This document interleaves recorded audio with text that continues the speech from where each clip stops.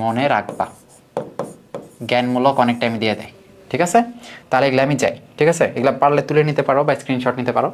তো পরে পেজে আমি যাই, দেখো তাহলে এটা পর্যায় সারণী দেখছো। তো এই পর্যায় সারণী থেকে কিছু তথ্য আসে। ঠিক আছে, পর্যায় সারণী থেকে তথ্য কতটা গ্রুপ, কতটা পর্যায়, 18টা গ্রুপ, 7টা পর্যায়।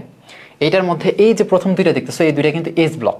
ঠিক আছে, এই দুইটা এস ব্লক, তার মানে এরা হলো এস ব্লক মৌল। গ্রুপ 1 আর গ্রুপ 2 হলো এস ব্লক। তারপর এই যে দেখতেছো 10টা। ঠিক আছে, এই যে 1 2 3 4 4 আর এদিকে 10, মানে 40টা। এই 40টা হলো আমার কি, এই 40টা, এই যে 40টা আছে, প্রায় 40টা বক্স, এটা হলো ডি ব্লক। ঠিক আছে, এইটা হলো আমার কি, পি ব্লক। তাহলে পি ব্লক এখানে দেখবা কয়টা, 1 2 3 4 5 6, 1 2 3 4 5 6, 6 6 36। এই যে হিলিয়ামটা এখানে চলে আসবে।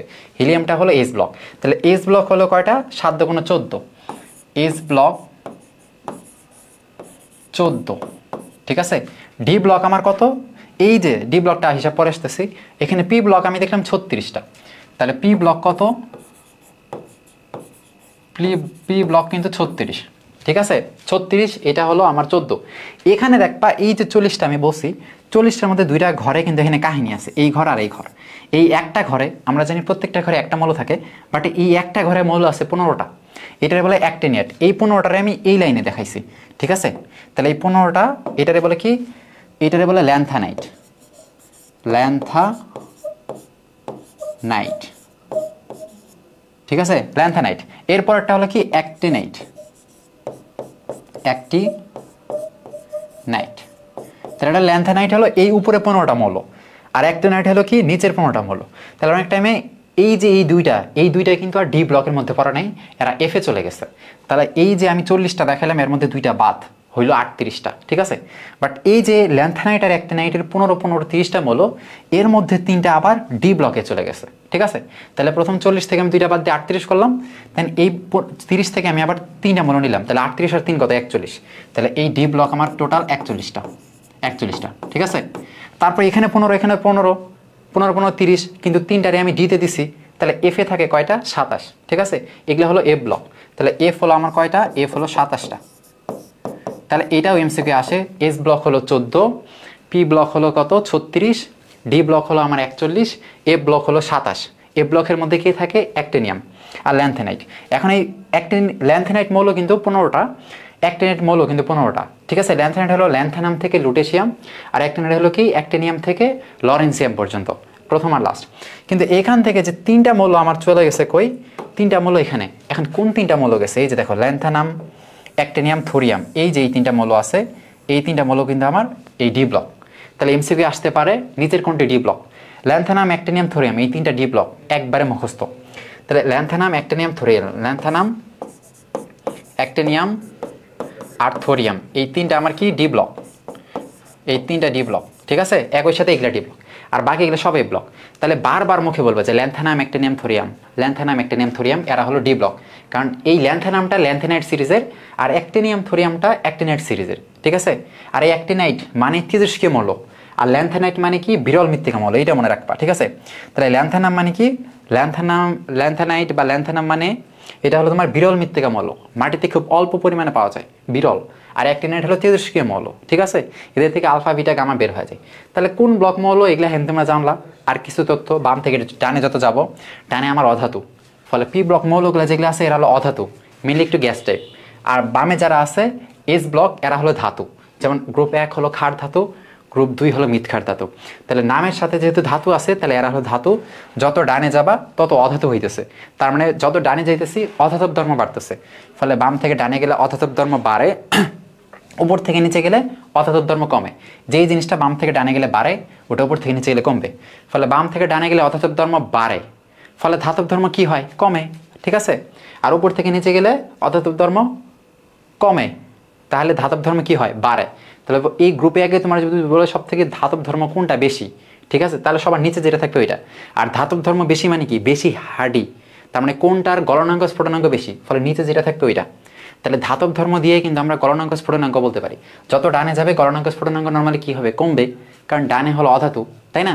আর উপর থেকে যত নিচে যেতেছি ধাতব ধর্ম বাড়তেছে, ফলে হেডি মানে কি কম্প্যাক্টিবিলিটি বাড়তেছে, ফলে গলনাঙ্ক স্ফুটনাঙ্ক বাড়তেছে। ফলে গ্রুপ একে তোমার যদি দেয় সবার নিচে যে আছে সিজিয়াম, এর কিন্তু গলনাঙ্ক উপরেগুলোর থেকে বেশি। আর এই যে এরা ধাতু এর অধাতু, এই দুইটার মাঝামাঝি কিছু জিনিস আছে যারা হলো অপধাতু। এমসিকিউ এইটা আসে, নিচের কোনটি অবধাতু, ঠিক আছে? তাহলে অবধাতু কে কে আছে দেখো, এই যে boron, silicon, germanium, arsenic, antimony, tellurium, এই 6টা হলো অপধাতু, ঠিক আছে? তাহলে boron, silicon, germanium, arsenic, antimony, tellurium, এই 6টা অপধাতু একবারে মুখস্থ। মানে এরা হলো সেমিকন্ডাক্টর বা অপধাতু বা অর্ধধাতু যাই বলো, ঠিক আছে?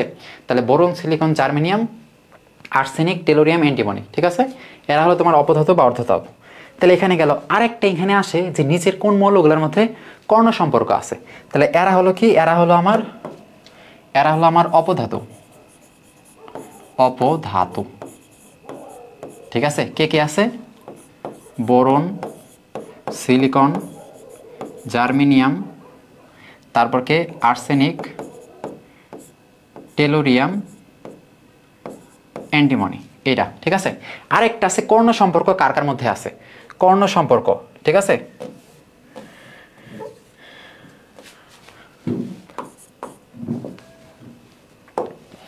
এগুলা প্রত্যেকটাই কিন্তু গুরুত্বপূর্ণ। এই অধ্যায়টা কিন্তু এমনই, ঠিক আছে? তোমার যত ইনফরমেশন মাথায় রাখতে পারবা তত তুমি আগায় থাকবা।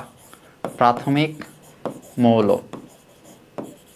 84, ঠিক আছে? তারপর এই যে এই 3টা বললাম, ল্যান্থানাম, অ্যাক্টিনিয়াম, থোরিয়াম, ঠিক আছে? এরা হলো আমার কি, এরা হলো ডি ব্লক। আর কেবল যে বললাম কর্ণ সম্পর্ক কার কার মধ্যে আছে, কর্ণ সম্পর্ক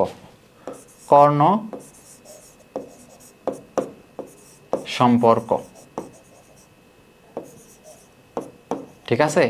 এই কর্ণ সম্পর্ক কার কার মধ্যে আছে দেখো, এইটা একটা ছন্দ আছে, ঠিক আছে? এ ব্লক হলো এখানে 27টা,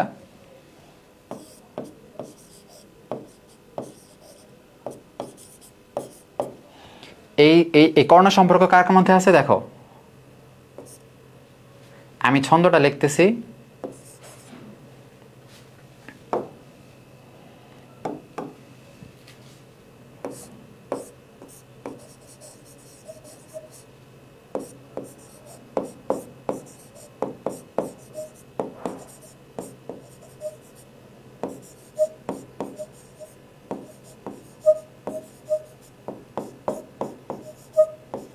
ঠিক আছে?